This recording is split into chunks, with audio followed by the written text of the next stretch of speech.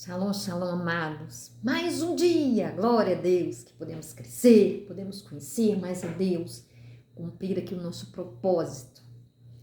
E você já parou para pensar que a história bíblica, né, que é uma história real que aconteceu, ela tem acontecimentos que nos deixam assim, né, sem entender.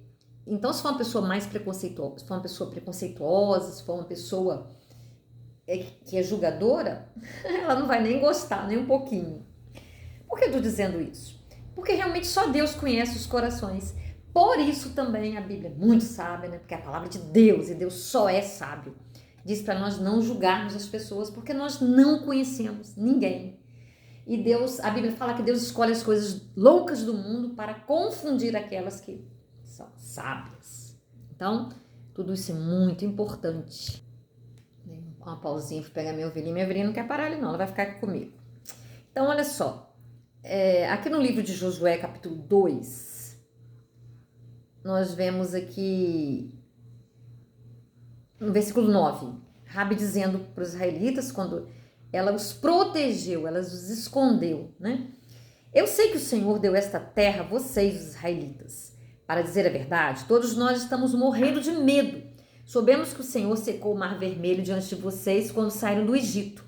Também ficamos sabendo como a leste do Rio Jordão vocês mataram Seom e Og, os reis dos amorreus, e destruíram todos os exércitos, os seus exércitos.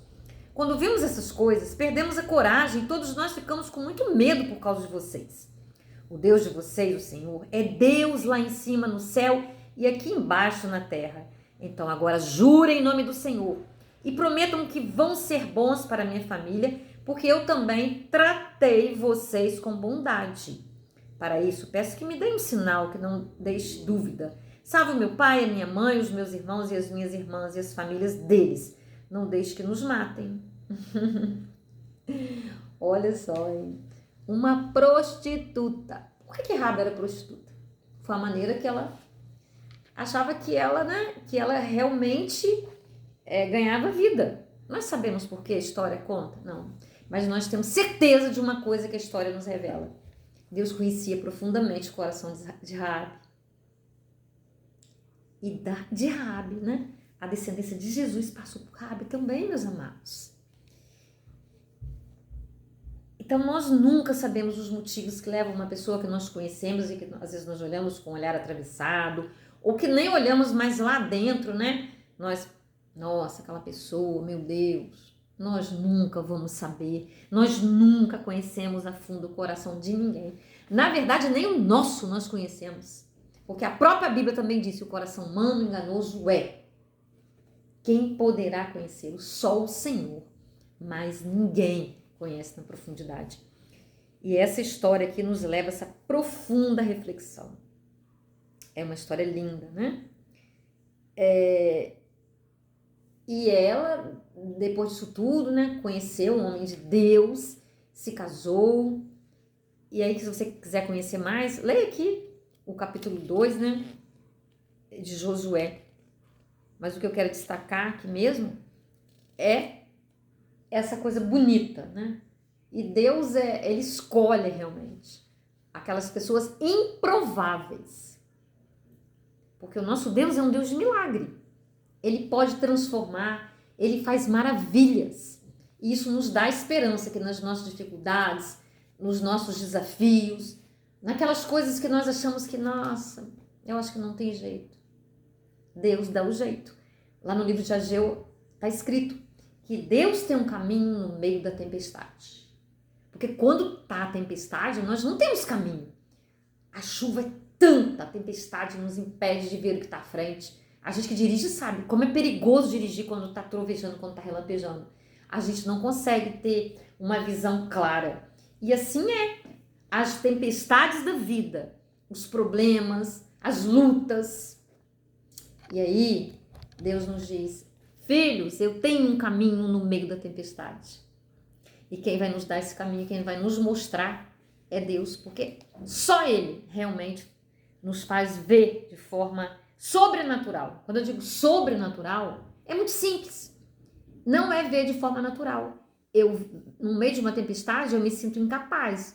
de sair, de dirigir, mas Deus me faz ver o sobrenatural. Ele me capacita, sabe? Às vezes até quando está dirigindo na tempestade, quando a gente clama a Deus, quando a gente pede a Ele nos ajuda, Ele nos livra, Ele nos guia.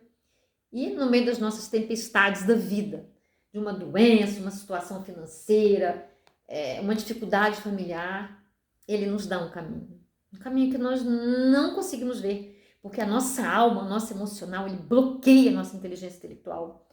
Tem um caminho ali, mas a nossa alma fica sangrando, e esse sangramento embaça o nosso olhar, a nossa capacidade de pensar, de discernir, de amar, sabe? Não ficamos logo estressados. Mas quando nós nos agarramos ao Senhor, quando nós optamos por louvar e adorar a Deus, nossa, Ele nos lava. E com esse lavar do Espírito, Ele leva toda essa confusão, toda essa tristeza, toda essa falta de fé embora. Porque quando nós estamos louvando, adorando a Deus, sabe? Nós estamos dizendo, apesar de, eu creio. Apesar de, eu quero te adorar, sabe? Ou então, apesar de, eu nem quero te adorar, eu não tô com astral, mas eu vou fazer porque eu sei que eu não tenho que seguir minha alma, eu não tenho que andar pelos meus sentimentos. Eu não tenho que ser guiada pelos meus sentimentos, mas eu preciso ser guiada por aquilo que eu sei que vai funcionar, por aquilo que vai me libertar, por aquilo que vai me levar para perto de Deus. Para aquilo que vai me colocar em outro nível. Eu não quero ficar nesse nível de tristeza, nesse nível de dúvida, nesse nível de ansiedade. Quando nós estamos sentindo uma dor física, nós não vamos lá e tomar um analgésico. Quando nós estamos sentindo uma dor emocional, uma dor espiritual, não há remédio sobre a face da terra. Pode haver um ansiolítico, que às vezes em situações a pessoa tem que tomar mesmo. Se ela não tomar, a pressão dela vai subir, ela vai dar um AVC, ela vai dar uma parada cardíaca. E aí? Mas olha, existe, né, um remédio para essa dor espiritual, para essa dor emocional. Pode tomar seu remédio, mas vai louvar, vai adorar. Porque nós vamos para outro nível. E aí, sabe, o poder de Deus, a presença dele nos invade. Quer dizer, ele já está em nós. Mas esses problemas, essas dificuldades têm a capacidade de embaçar, de tirar esse brilho. Quando nós começamos a adorar, é como quando, sabe, a gente tem aquele móvel, aqui a minha cozinha é cheia de móvel preto, quando pega poeira, aí, né, você passar assim, aí sai aquela poeira e fica tudo pretinho de novo, fica tudo bonito. Então o louvor tem esse poder, sabe? Algumas vezes eu comecei a louvar, nossa, parece que a voz estava embargada, nem saía. Aí às vezes o que sai na frente são lágrimas, mas as lágrimas vêm lavando, vêm cuidando. E quando nós vemos, nós somos libertos. Então, amados, vamos buscar a Deus. E saber, né, como a palavra de hoje que eu trouxe para vocês, olha só Raabe. A preocupação dela era uma mulher, né, que queria cuidar da família. Olha, ela queria, né, ela não queria que o pai dela fosse morto, nem a mãe, nem os irmãos. E as famílias, olha, ela pediu pelas famílias também, as famílias deles, né? Ela se arriscou a fazer o que ela fez. E aqui ela demonstra a fé em Deus, ó. Então agora jurem, lá no versículo 12, em nome do Senhor, porque ela cria nesse Senhor. Olha, e prometam que vão ser bons para a minha família. O Deus de vocês, Senhor, lá em cima, no céu, e aqui embaixo na terra. Olha a declaração que ela fala. Ela sendo, né, uma prostituta. Ela sabia que Deus era poderoso no céu e na terra. Imagina. Tem pessoas que, de repente, o pecado não é esse, né? Pode ser até um pecado considerado menor, um pecado mais simples, mas não tem essa visão. Não tem essa, vamos dizer, essa convicção, mas Raabe tinha. Raabe tinha. E ela fazia o que ela fazia, só Deus sabe.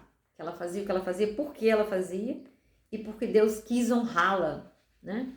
E eu vejo assim, eu fico admirada, sabe? Então, Deus já nos preparou para quando nós virmos uma pessoa, né, numa situação dessa na vida, nós nos lembrarmos. Biblicamente, ela está aqui na história. Ela faz parte da descendência de Jesus. Que maravilha! Que maravilha! Então, amados, vamos orar. Vamos orar, vamos confiar, vamos pedir a Deus que nos ajude. Porque às vezes eu sei que é desafiador. Confiar, amar, parece simples, mas não é. Amar, confiar, às vezes é tão desafiador, que às vezes a gente fica até irritado em ouvir alguém pregar assim. Eu sei, porque eu já me senti assim. Se eu pudesse entrar lá na tela, eu fazia isso, sabe? Mas eu ficava ali ouvindo, sabe?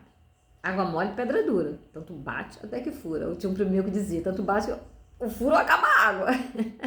Mas a fé não vai acabar. A presença de Deus, a bondade, a misericórdia dele vão nos seguir.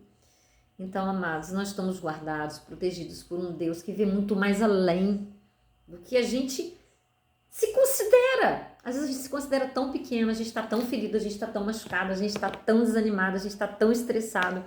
A gente já tentou tanto, a gente não vê uma ponta de luz, sabe? Então você parou aqui nesse devocional, seja em que dia que for, que ano que for, que tempo que for, que ele vai ficar aí na rede. Até quando Deus quiser. Você está ouvindo isso, sabe? Saiba que tem um Deus que te ama como você nunca foi amado. Que quer ver você feliz como ninguém quer ver você feliz. Quis ver você feliz. Porque ninguém tem essa condição com tanta perfeição de querer. E ele não só quer, ele faz muito. Ainda que você não veja. Ele tá fazendo, sabe? Ele vai fazer.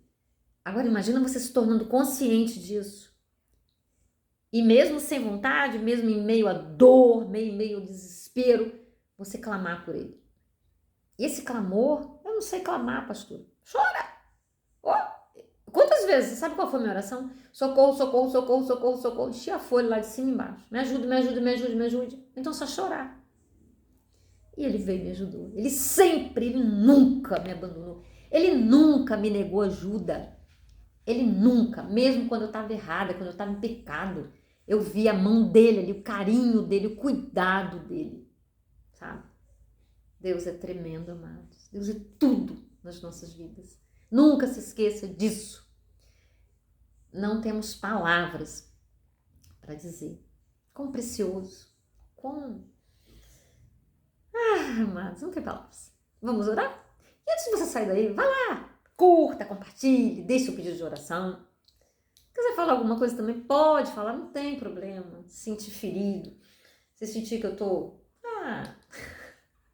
importante que você fale, que você coloque pra fora.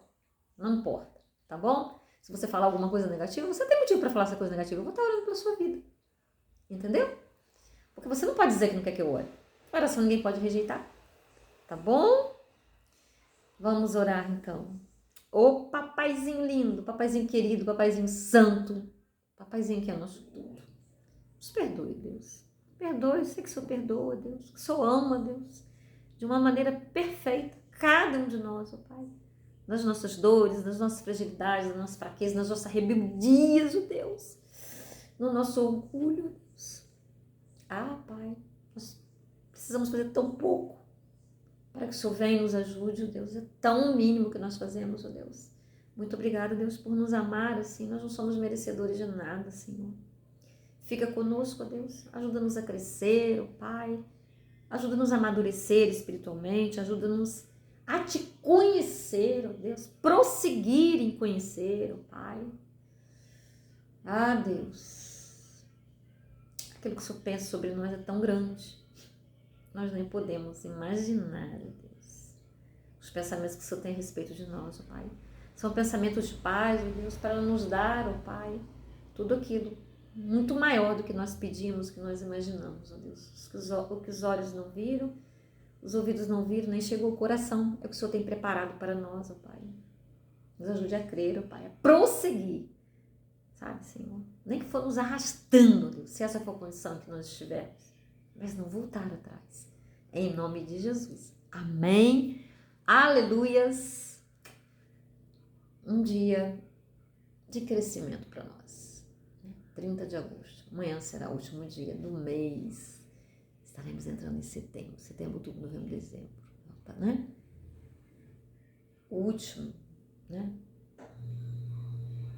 Um terço. O último terço do ano a ser vivido. Grandes coisas o Senhor fará, se nós permitirmos e crermos. Um beijo no seu coração. Até o próximo.